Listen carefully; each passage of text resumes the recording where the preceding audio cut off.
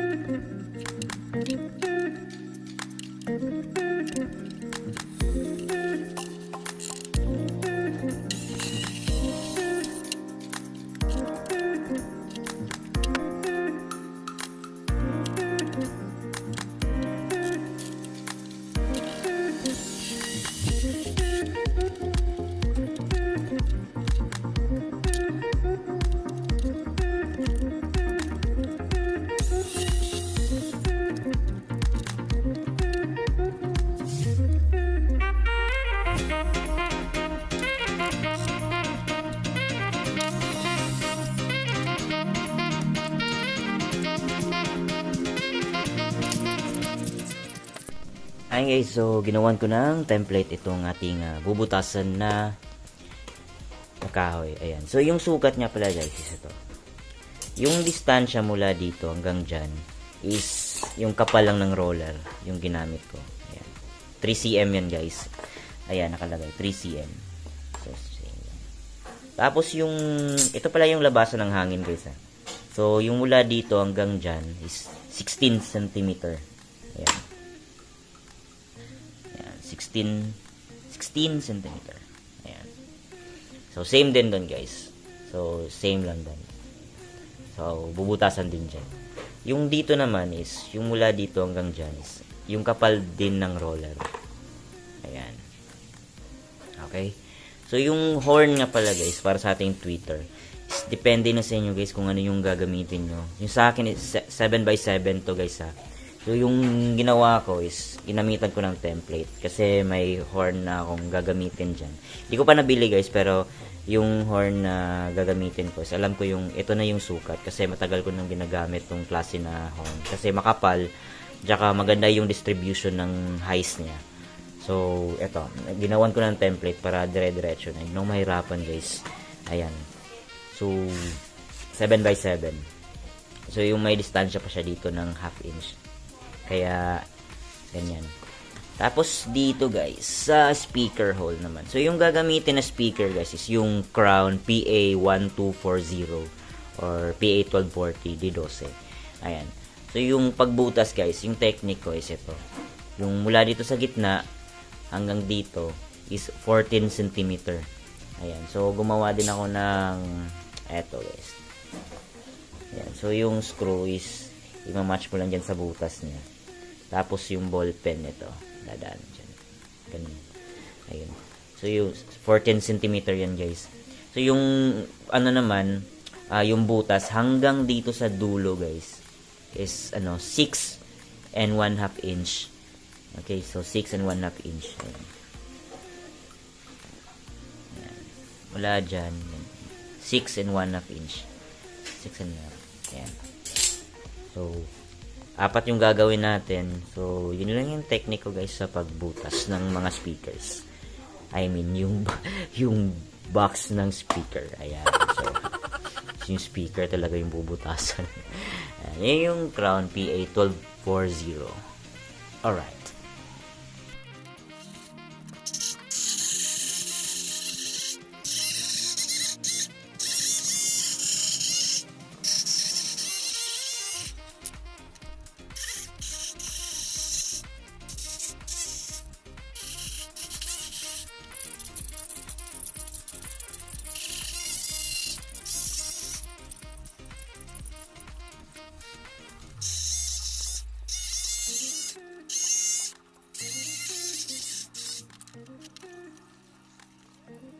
Ayan guys, so minarkahan na natin yung mga bubutasan natin. Bali, ito yung side ng ating line array. Bali, dito yung nakaharap yung speaker. Tsaka ito naman yung likuran. Ayan, so nagmark lang ako sa may gitna. Ayan, so yung size lang ng parang maging handle niya. So hindi na ako maglalagay nung parang metal na handle. Ito is bubutasan ko lang, tapos lalagyan ko lang sa ilalim ng parang yung bakal na something nakita ko lang sa Shopee. So DIY lang to guys. Ito yung magiging parang handle niya.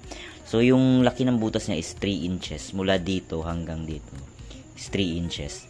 Tapos yung dito is 1.5 inch. So saktong-sakto lang guys na papasok yung 4 na daliri ko. Ayan. So pwede na. Ayan. So yung sa kabilang side naman nitong ating line array is ito. Yan. So iba ginawa kong plunger para maging double purpose. So hindi lang siya pwede siya pang line array talaga, yung intention niya, intended niya for ano. Tapos yung pwede rin natin siyang gawing mid-high na nakastand. Ayan. So ilalagay ko diyan yung plunger. Ito.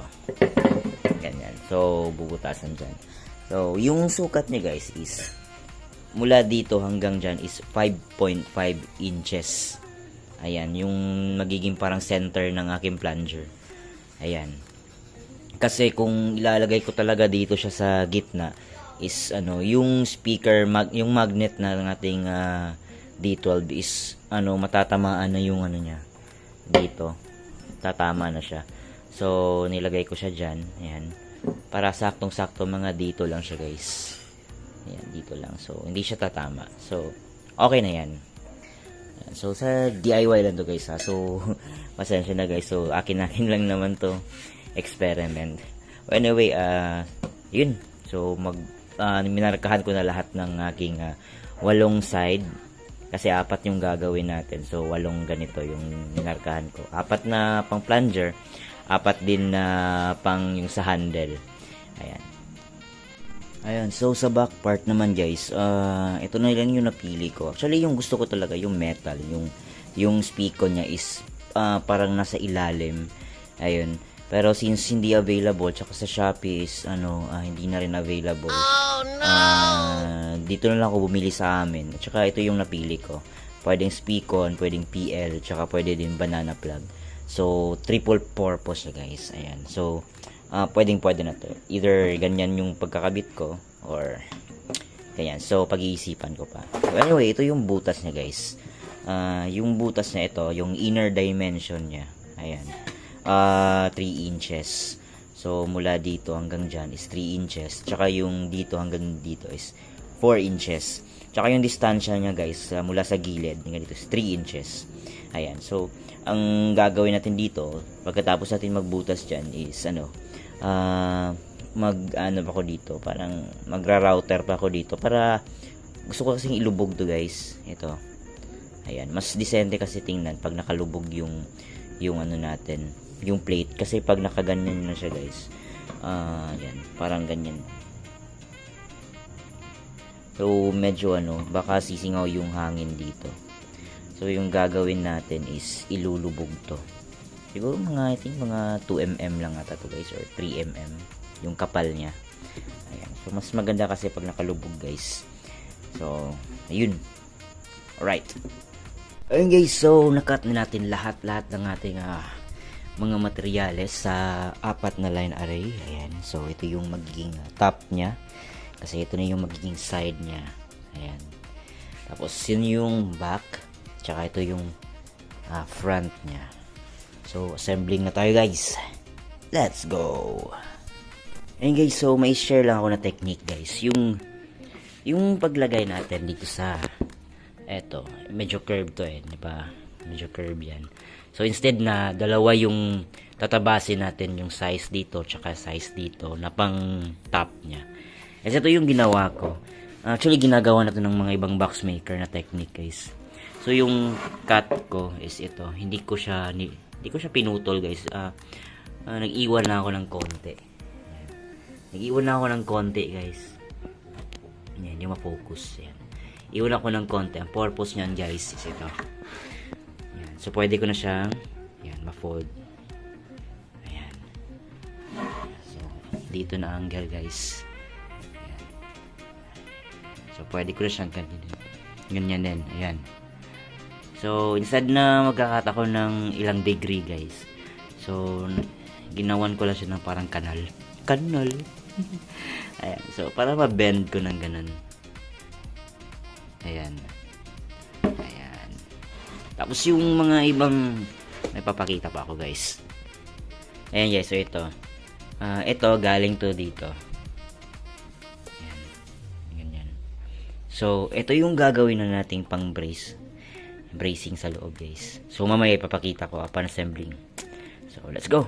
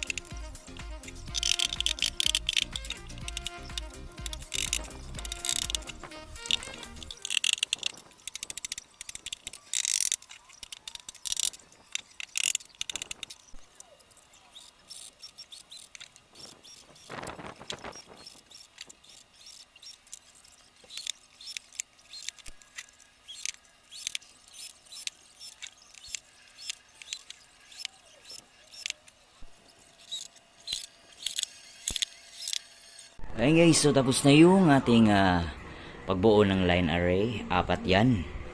Yan. Eto. Yan. So lahat yan naka-screws. Naka-screw yan guys. Para mas matibay. Ayan. Sa loob guys. Ayan. Nilagyan ko rin ng mga bracing. Ayan. At sa ibabaw din. Doon. Yan. Sa ibabaw din. Yung dito sa loob guys ay ito.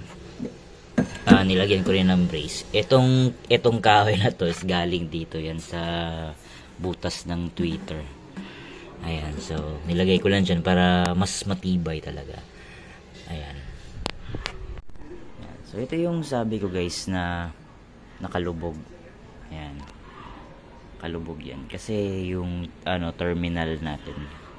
Ayan. Para hindi siya nakaangat. So nakalubog.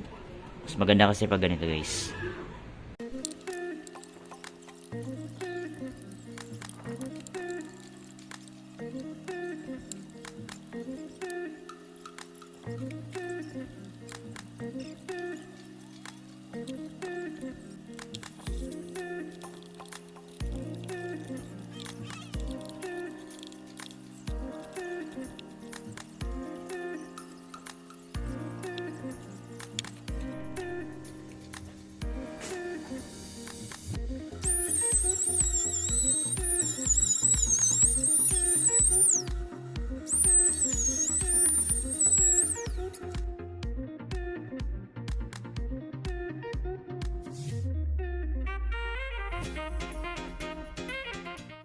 Ayun guys, so natapos na router na natin. Ayun. So dito natin lalagay yung bracket na ikakat natin ngayon.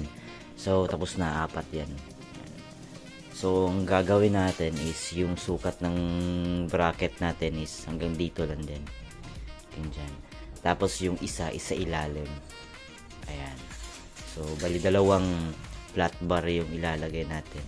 Tapos sa likod is yung angle bar na lang dito. So, magkagat na tayo. Let's go!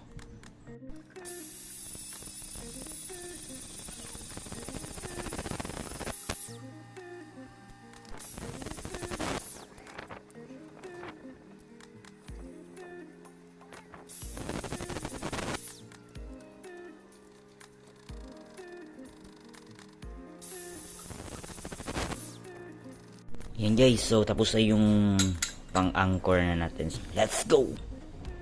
Ayan, so next step natin gagawin guys is magka-cut tayo. Magra-router tayo. Kukunin lang natin tong ito. Ayan. Para yung ano natin, yung bracket or yung pang-anchor natin is mapasok natin. The same thing din dito. So magka-cut tayo ng ito. Kukunin lang natin tong hanggang dyan lang, hindi na natin kukunin dito. So ito lang. Okay, let's go.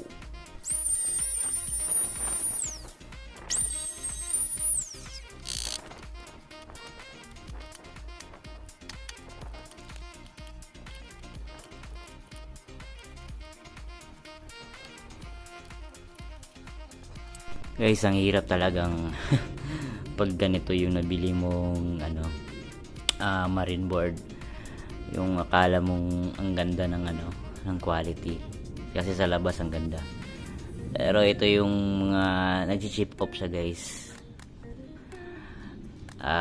Mahaba-habang trabaho to guys, kasi tatapakan mo pa to ng polytop o anumang paraan yung gagawin mo. Hirap talaga. But anyway, gagawin na natin to ng paraan. Okay, alright. Ayan guys, so tapos na ang sanding. Ayan, tapos na din. So next step na natin ito guys is textured paint. Alright.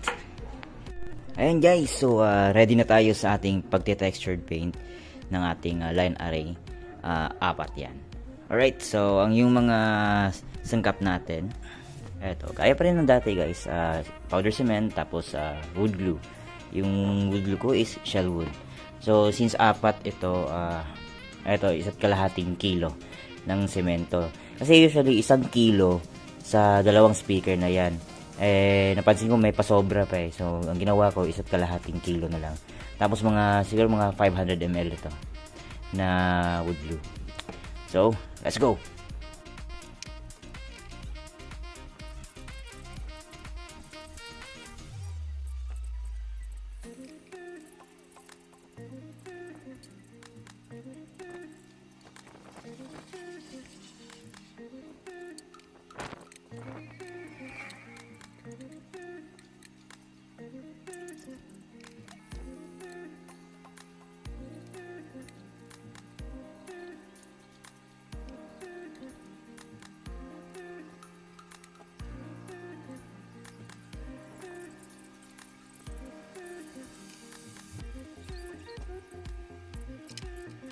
Ayan guys, so tapos na yung isang box natin sa pag textured paint. Ayan, so titignan natin. Ayan. So yung mga tusok-tusok na yan. So mamaya pag natuyo na yan, lilihain natin yung ibabaw lang. Konti lang, yung matanggalan yung mga matutulis. Ayan. So dito guys, hindi ko na pinintura, tinextured kasi lalapatan to ng bakal eh. Kasi pag tinextured ko yan, iaangat, kakapal. Yung bakal hindi na papantay or may useless yung paglalagay natin ng kanal. Ayan. So ang gagawin dyan is pipinturahan din ng itim. Ayan. So dito hindi ko na tinexture dyan guys, yung labas lang talaga, yung outer, kasi yung screen, lalapat yung screen dito eh. Ayan. So hindi ko na i-video yung tatlo, yung isa na lang. Okay, so yan yung itsura niya guys. Ayan. Alright. Ayan guys, so proceed tayo sa ating sanding or sa pagliliha. So yung pagliha natin guys is hindi natin masyadong diinan. Bali kukunin lang natin yung medyo matutulis yung sa ibaba para hindi naman siya masakit hawakan. So yung gagamitin natin na liha is mga number 100 or 120, okay na yun. So let's go.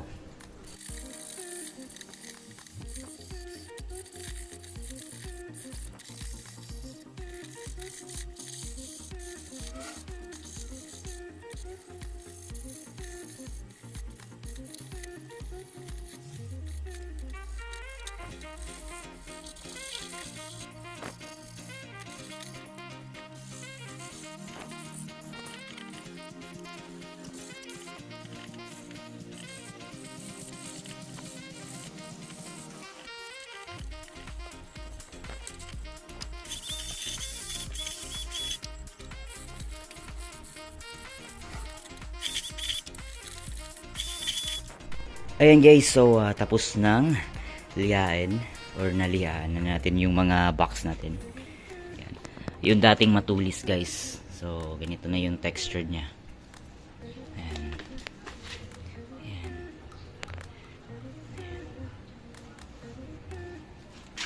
Ayan. Ito, so apat yan guys. Ayan. So ready for ano na siya guys, painting. Alright, so let's go.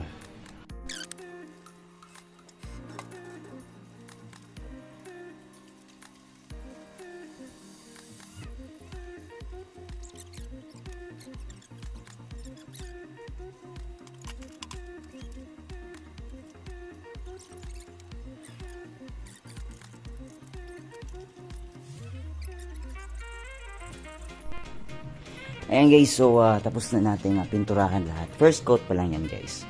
So mamaya pag natuyo yan, at least mga 15 to 30 minutes, pag medyo matuyo na, second coat tayo. Ayan. Alright. So dyan muna kayo guys. Ayan. Sunbathing muna kayo. Tamang tama, mga 30 minutes. Second coat tayo guys. Alright. Okay guys, so proceed tayo sa second coat. So medyo bilisan na natin ng konti kasi yung langit parang nagagalit na. So ito yung kinalabasan sa first coat. So ito yung sinasabi ko guys. Ayan, so parang nagmamat yung ibang ano. Ayan. Kasi sinipsip na. So mas maganda talaga yung papatungan pa natin. Ayan. Alright, so let's go.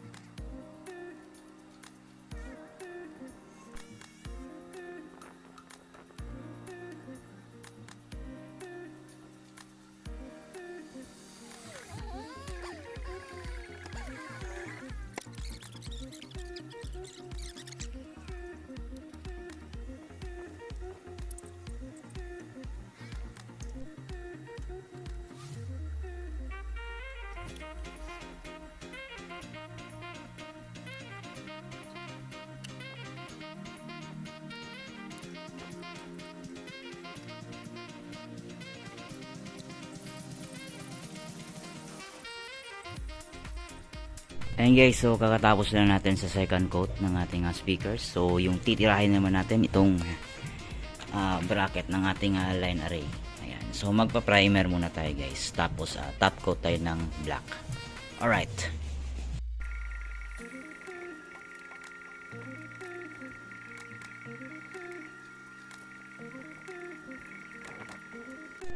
Okay, so proceed tayo sa ating black paint na ating itatop coat sa ating bracket. So ang gagamitin ko itong Lotus. Ayan, mura lang siya guys. Ayan, nag-sale kasi sila buy one take one, kaya ito muna yung binili ko. Matte yan siya guys, matte black. Alright, let's go.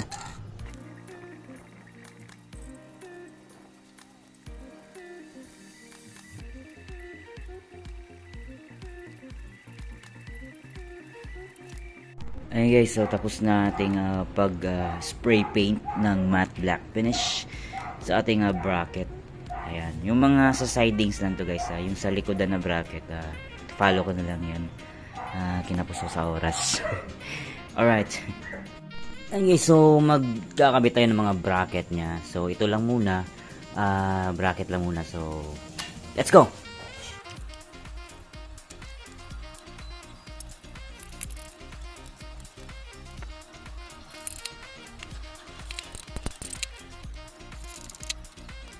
Okay, so lagay din natin tong plunger.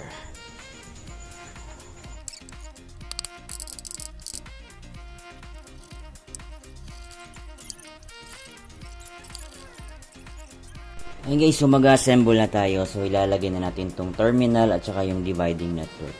Kakabit na una dyan. Alright.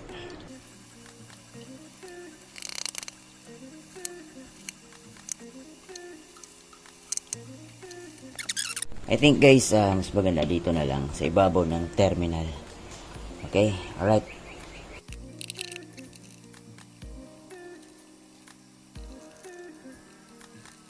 Ay guys, so i-install na natin tong ating speakers. Yung gagamitin natin na driver is yung PA1240 ng Crown. Ayan.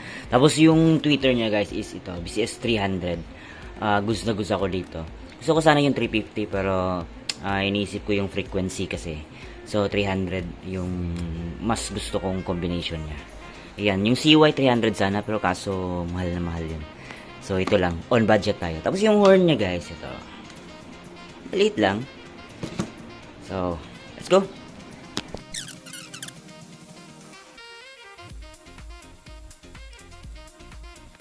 Okay, next step is sinangin na natin guys. Alright.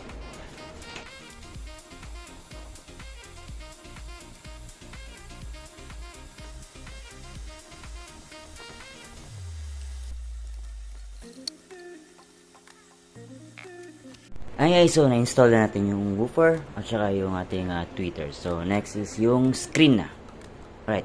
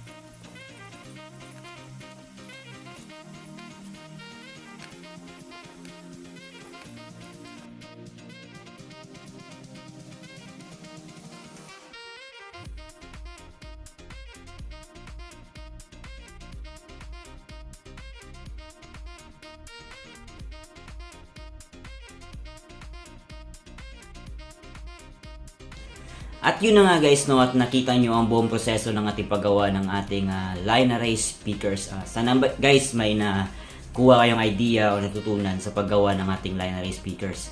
So till next DIY project mga Call of Duty Lesson Sounds. Alright.